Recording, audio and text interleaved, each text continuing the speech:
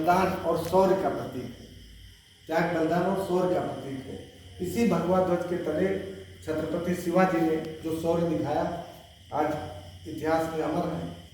इसी ध्वज के तले बड़े बड़े जो हमारे महापुरुष रहे हैं, उन्होंने इसको प्रतीक मान करके, इसी को आन बान शान मान करके अपना दिखाया है, ताकत दिखाई, शौर्य दिखाया।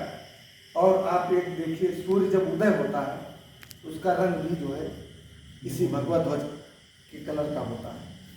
दीप जब ये अग्नि जब प्रज्वलित होती है, अग्नि प्रज्वलित होती है तो पहले छोटी लपट निकलती है, इसके बाद बड़ी लपट निकलती है। तो आपका जो ध्वज है दो भागों में निकलता है, दो भागों में है। एक इसका ऊपर वाला छोटा है, नीचे वाला लंबा है। तो एक तरह से अग्नि जो हमारा क्या है, शौर्य का प्रतीक, हमारे ओज का प्रतीक है। इसलिए इस ध्वज को ही गुरु के रूप में माना गया है।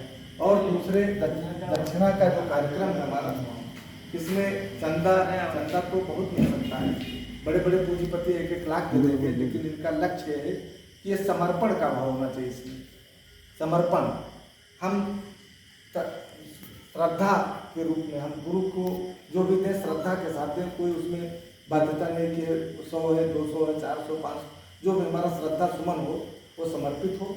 और राष्ट्रीय स्वयंसेवक संघ का सबसे मेन मोटो है कि भारत के हर परिवार में हम पहुँच जाए, हर परिवार में पहुँच जाए। आने वाले जो युवक हैं, युवा पीढ़ी जो है, हमारे भारतीय संस्कृति को जाने, भारतीय वैभव को जाने और उसकी रक्षा करने के लिए आपके पास ताकत होना चाहिए।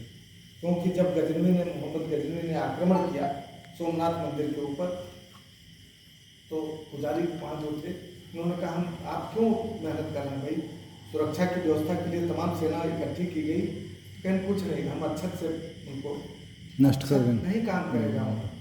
वो ईश्वर तो वही हनुमान जी एक बार आदमी बैलगाड़ी जोड़ करके जा रहा था तो फंस गई बैलगाड़ी उसकी, तो उतर के हनुमान चालीसा पढ़ने लगा और कहा भगवान हमारी बैलगाड़ी निकालो। तो हनुमान ने प्रकट की, कहीं क्या बेवकूफ़, तुम बैल जोड़ करके निकालो, गाड़ी निकालो तो हम ताकत लगा देंगे, नहीं ऐसे तुम छोड़ करके अलग बैठ जाओगे और हम सबका गाड़ी निकालते रहेंगे। तो रक्षा, who helps themselves, God helps those who help themselves। भगवान उसी की रक्षा करता है जो अपनी रक्षा स्वयं करना चाहता है। आप शक्तिशाली रहेंगे तो आपकी रक्षा कहीं न कहीं से होती रहेगी। आप जिस दिन निर्बल हो जाएंगे तो दिन कोई साथ नहीं देगा।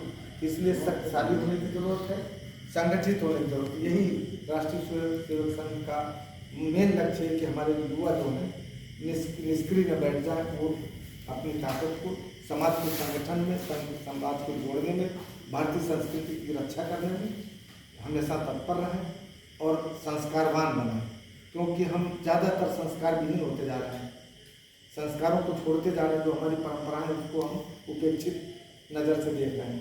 जो हमारी एक संयुक्त परिवार की धारणा थी, बहुत अच्छी धारणा थी, आज जो संयुक्त परिवार में नहीं रहे उनको उसका परिणाम भोगना पड़ रहा है। बच्चे हैं, बच्चों का कोई देखभाल नहीं कर पा रहा है, भाई पिता भी काम कर रहा है, माँ भी कहीं काम कर रही, पता लगा लड़का लावारिस है, लड़का गलत संगत में पड़ जा रहा है, संस्कार विहीन होता जा रहा है। पहले परिवार में दादी बाबा सब लोग रहते थे, बच्चों को अपना कहानी सुनाते थे, शाम को लोग लगाव होता था। अब लगाव इसीलिए नहीं हो रहा ना कि बच्चे सबसे माँ बाप के पास रह रहे हैं, दादी बाबा जानते ही नहीं। तो दादी बाबा के पास रहने से पुरानी कहानियाँ बता करके उनको संस्कार डालते थे, संस्कार का काम होता था। तो जो हमारी पुरानी पद्धतियाँ थी कुछ उनको फिर से आत्मसात करना पड़ेगा। संस्कार कैसे हमारे अंदर सब हो गया, लेकिन संस्कार विहीन होते जा रहे हैं। और बहुत बड़े पद पर अगर है और संस्कार विहीन व्यक्ति है तो बेकार है, समाज के लिए उसकी कोई उपयोगिता नहीं। समाज के लिए अगर उपयोगी व्यक्ति नहीं है, जिसको निज गौरव तथा निज देश का अभिमान हो, वह नर नहीं नर पशु और मृतक समान है। और राष्ट्रीय स्वयंसेवक संघ जो है एक ही विचारधारा चलता है, चाह नहीं मैं सुरबाला के गानों में उठा जाऊँ, चाह नहीं मैं देवों के चढ़ूँ भाग परिठ लाऊँ, मुझे तोड़ लेना बनमाली, उस पथ पर देना तुम थे जिस पथ कई वीर देश मातृभूमि पर शीश चढ़ाने, जिस पथ जाऊँ वीर रहे। मतलब इनका लक्ष्य आपसे कमाना या इस समाज से कमाने के लिए, समाज को देने की, और स्वयं सेवक संघ इसीलिए इसका नाम रखा गया।